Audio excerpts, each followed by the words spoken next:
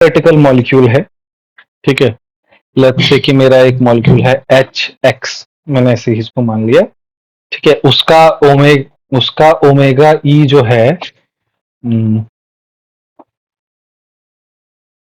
उसका ओमेगा ई जो है अराउंड समवेयर, देखो ये वैल्यूज मुझे चाहिए रहेंगी, तो मुझे ये चीज देखनी पड़ेगी, 2398, ठीक है। और ओमेगा ई जो है दैट इज अराउंड 236, नहीं सॉरी, ओमेगा ई तो हमें मिल गया है। ओमेगा ई और एक्सी जो है इसका इसका है 49 सेंटीमीटर माइनस वन। तो कोई बोलेगा इसका फर्स्ट, पहले फंडामेंट, पहले 4 लेवल कैलकुलेट करो, फर्स्ट फोर वाइब्रेशनल लेवल्स, ठीक है। फर्स्ट फोर वाइब्रेशनल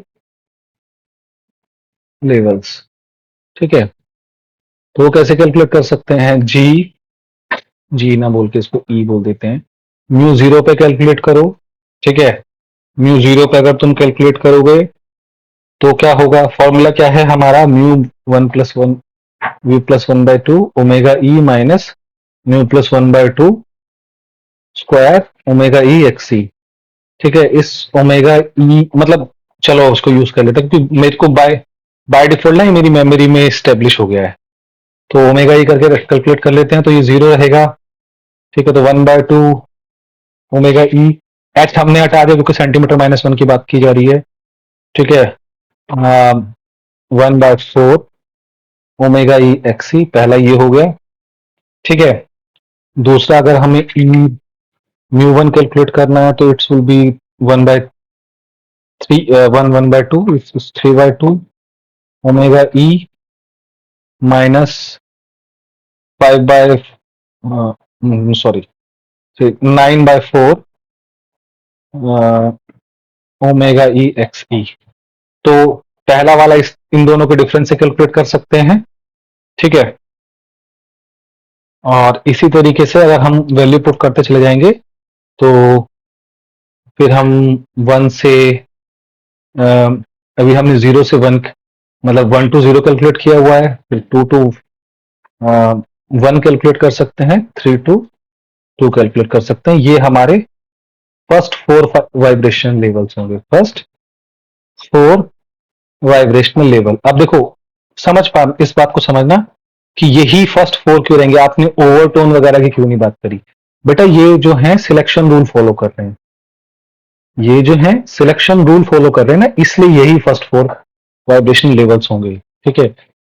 वो ओवरटोन्स कोई बोलेगा तभी वो उसमें बोला जाएगा कि आपको ओवरटोन कैलकुलेट करो। अगर कोई भी बोलेगा कि first four fundamental vibrational levels की बात की जाएगी, पहली बात तो एक ही फंडामेंटल होता है, लेकिन फर्स्ट फोर वाइब्रेशनल लेवल्स की बात की जाएगी, तो ये इस तरीके से आगे बढ़ते आप चले जा सकते हैं, ठीक है ना, ठीक है।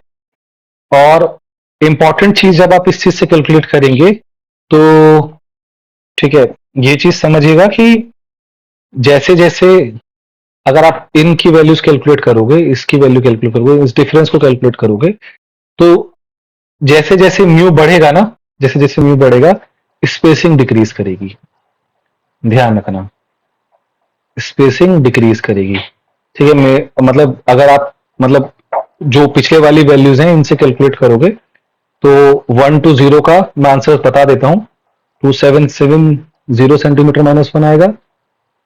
1 से 2 कैलकुलेट करोगे तो, सॉरी 2 से 1 के उल्टा लिखना पड़ेगा ना, 2 से 1 कैलकुलेट करोगे तो 2172 सेंटीमीटर माइनस वन। और अगर 3 to 2 कैलकुलेट करोगे तो ये आएगा 2074 सेंटीमीटर माइनस वन। तो डेल्टा म्यू हमेशा प्लस माइनस, इसमें +1 फॉलो हो रहा है इसलिए ये, और सॉरी 4 और 3 भी रह गया, तो 4 फंडामेंटल, ठीक है, हमारा इसके बेसिस पे निकल आएगा, ठीक है।